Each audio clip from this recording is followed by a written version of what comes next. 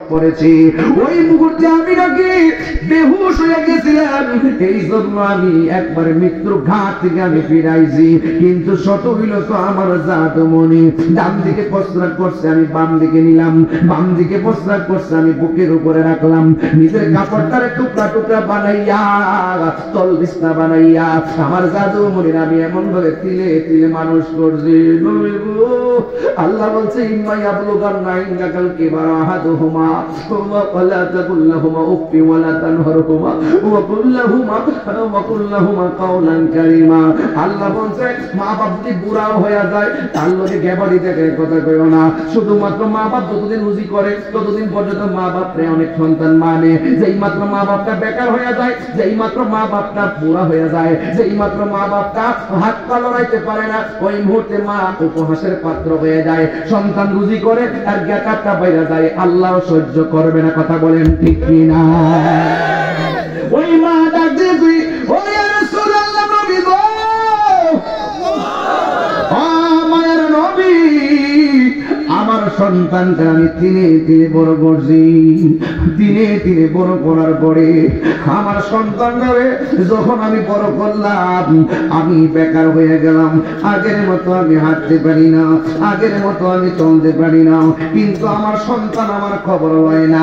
এত জানি বুঝাইলাম, এরপর আমার সন্তানটা আমার খবর নয় না। ও নবী, এমন ভাবে আমার কষ্ট দিতে দিতে একেবারে দেয়ালের মধ্যে পিঠটা লাগাই ফেলাইছে। মা বাপ সন্তানদের পারতে বদদুয়া দেয় না রে, দেয়ালের মধ্যে কষ্টের স্টিমুলার ছাপায়া দিলে মা বদদুয়া দেয়। এই বদদুয়া দিলে হাত তোলা লাগে না, যদি কই উফ করলে কি এসপি ফকির হয়ে যাবে, ডিসি ফকির হয়ে যাবে, হুজুর ফকির হয়ে যাবে, ও পুত্রে করলে কি হাতটা তোলা লাগবে না, জীবন ধ্বংস হয়ে যাবে। এই বাপটারে যে জমক মারো, এই বাপটা খালি পকেটে বহুতবার বাজারে গেছে, কোথায় থেকে টাকা আনছে, কেমনে বাজার কইরা পাঁচটা ফুলার জিব্বার ভাল চায়া চায়া বাজার কইরা কইরা খাওয়ানটা খাওয়াইছে। এই বাপটার কষ্টগুলার মূল্য তুমি দিতে পারবা না রে বাবা। এই জন্য বাপটা এমন একটা কি দিয়ে বুঝাইতাম, ওই বাপটা যার চইলা গেছে সে জানে বাপার বেটা কত কথা বলেন ঠিক কিনা? বাবা গো বাবা, বাবা গো বাবা, বাবা গো বাবা, বাবা গো বাবা, বাবা তুমি কেমন আছো ছোট মাটির ঘরে, তোমার কথারি দই মাঝে পড়ছে বারে বারে। বাবা গো বাবা, বাবা গো বাবাই, কত আদরে কত স্নেহ তোমার কাছে পেলাম, সব কিছু হারিয়ে আজকে নিঃস্ব হয়ে গেলাম। কত আদরে কত স্নেহ তোমার কাছে পেলাম, সব কিছু হারিয়ে আজকে নিঃস্ব হয়ে গেলাম। ভালোবাসি তোমায় বাবা, আমার আদরের পোলাপান বন্ধুরা আপনারা বলেন, ভালোবাসি তোমায় বাবা, বুকটা যে যাইছি রে, তোমার কথারি দহে মাঝে পড়ছে বারে বারে, তোমার কথারি দহে মাঝে পড়ছে বারে বারে। বাবা গো বাবা, বাবা গো বাবা, দরজা খুলতে খে যাই ধোকা, মা বুঝি বলছে এলে নাকি খোকা, বুকের ভেতরটা নড়ে চড়ে ওঠে, চোখ বেয়ে জল নেমে আসে, শুধু মানে শুধু মানে শুধু মানে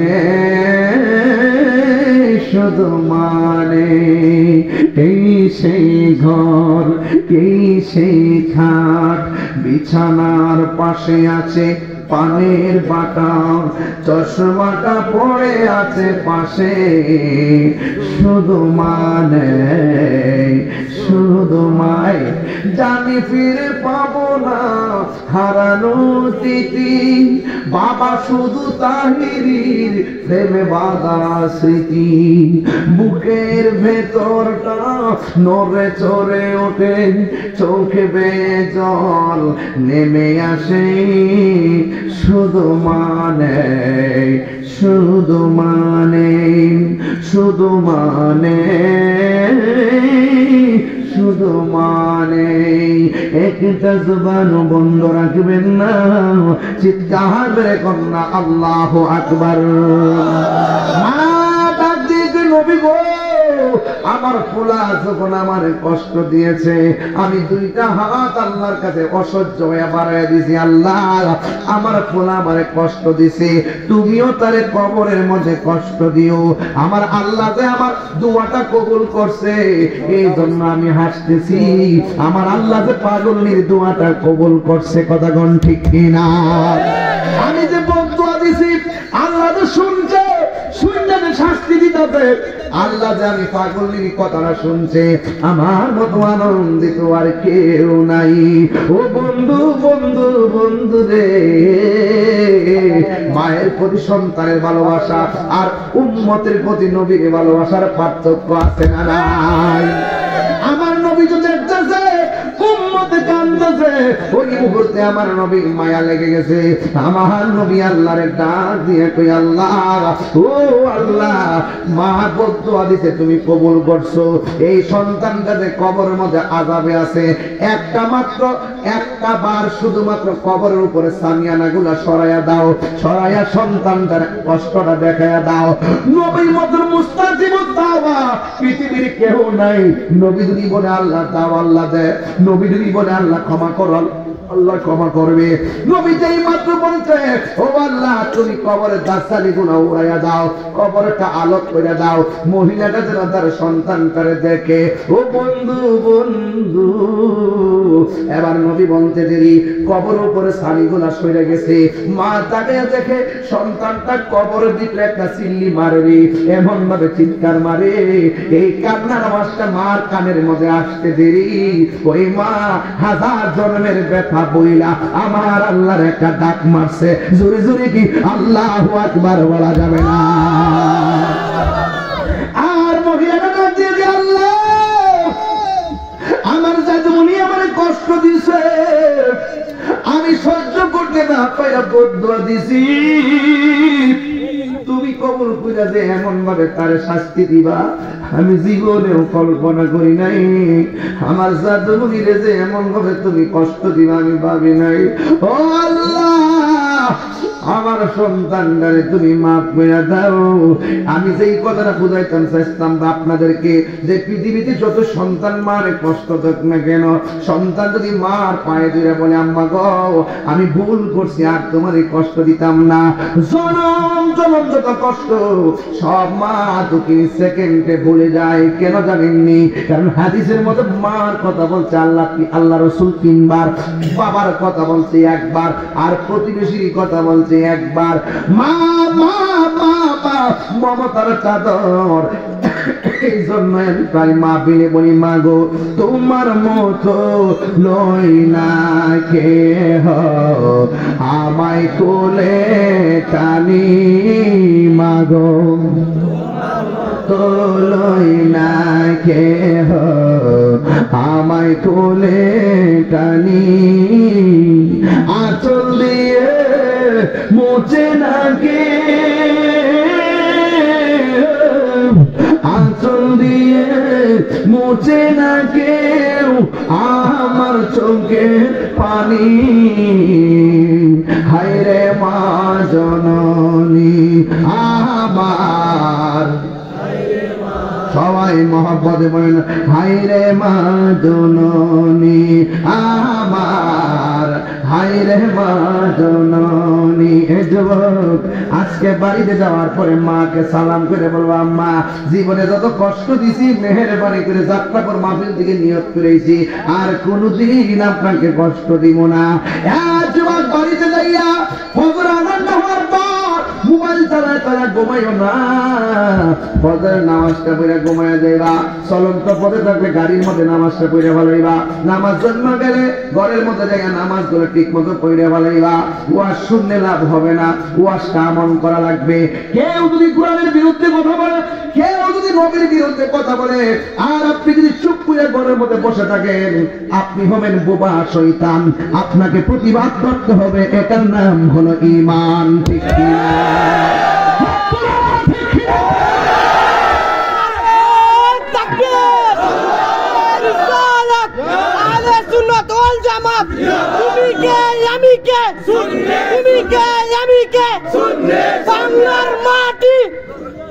আল্লাহু আকবার, জোরে কর, আর জোরে কোন আল্লাহু আকবার।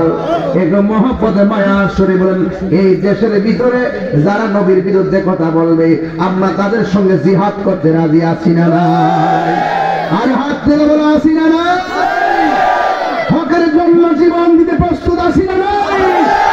আমি ডাক্তারিন কণ্ঠে পরিষ্কার ভাষায় বলতে চাই, আপনারা অনেকে শুনেছেন আমার বিরুদ্ধে মামলা করা হয়েছে।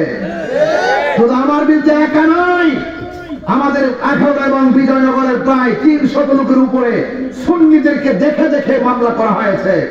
তারা ঘরের মধ্যে ঘুমাতে পারছে না, তারা নিজের কাজ করতে পারছে না, পরিবারকে সময় দিতে পারছে না, দৈনন্দিন বাজার করতে পারছে না। অনর্থক যারা ষড়যন্ত্র করে, এ আমাদের সুন্নিদেরকে মিথ্যা এবং হয়রানিমূলক মামলার ষড়যন্ত্র করছে। অনর্থে বিলম্বে মামলাকে প্রত্যাহার করতে হবে।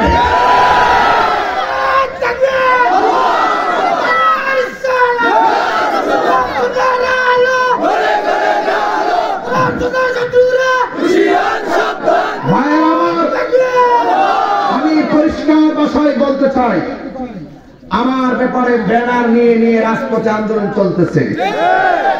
চট্টগ্রাম থেকে শুরু করে প্রত্যেক জায়গা থেকে কি আন্দোলন বাড়তেছে না কমতেছে?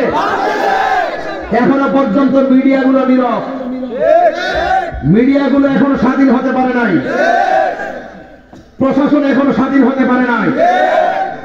আপনারা আরেকজনের কথা শুনে দেশের আইনকে কলঙ্কিত করবেন না, হলুদ পথের সাংবাদিকতা করবেন না। আমার ব্যাপারে শুভাকাঙ্ক্ষী হয়ে অনেক জায়গা থেকে প্রতিবাদ হচ্ছে। আমি বলবো তাড়াতাড়ি মামলাটা প্রত্যাহার করুন। আমার যাই হোক না হোক, কিন্তু আমার 300 ভাইয়ের নামে তো মামলা করে ঘর থেকে বের করা হয়েছে এবং বিজয়নগরের প্রায় 6-7 জনকে ধরে নেওয়া হয়েছে। তাদেরকে তাড়াতাড়ি মুক্ত দিতে হবে এবং পুরো মামলা প্রত্যাহার করতে হবে। যদি এই 300 জনের লোকের মামলা যদি প্রত্যাহার, টোটাল মামলাটা যদি প্রত্যাহার করা না হয়, আমার বিরুদ্ধে 1 নম্বর আসামি আমাকে বলেছেন, আমি 1 নম্বর আসামি হয়েও রাজপথে নামতে বাধ্য হব। তখন সেটা কিন্তু দাবায় রাখতে পারবেন না। আপনারা ভালো করে জানেন যে আমি যৌক্তিক দাবির জন্য জীবনটা হাসতে হাসতে দিতে প্রস্তুত। আমি যদি অন্যায় করি, আমি ক্ষমা চাইব, হাতটার হাতে নিজের হাতে পড়ব। কেউ যখন আমাকে অন্যায় করে কনস্পিরেসি বলে, ষড়যন্ত্র বলে, ভয়ে হয়রানি মামলা করে, সুন্নিদের বিরুদ্ধে ট্যাগ লাগিয়ে সুন্নিদেরকে বিরক্ত করবে, সুন্নিরা ঘরে বসে থাকবে না। কেউ ঘরে বসে থাকবে না।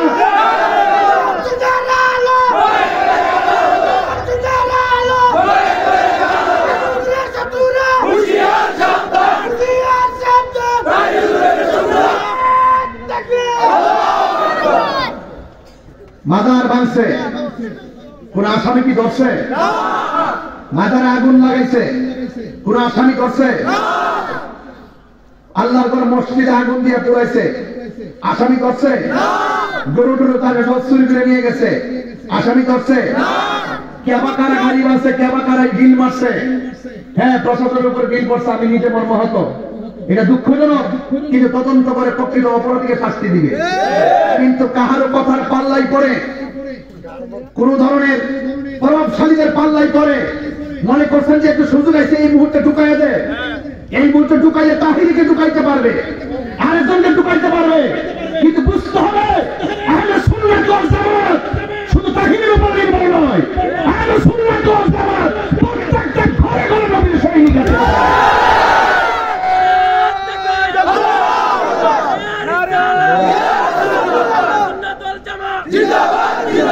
দখলদারিত্বের তাণ্ডব ক্রিয়া বন্ধ করতে হবে, মামলা বাণিজ্য বন্ধ করতে হবে। আপনি দেখেছেন গত পরশুদিন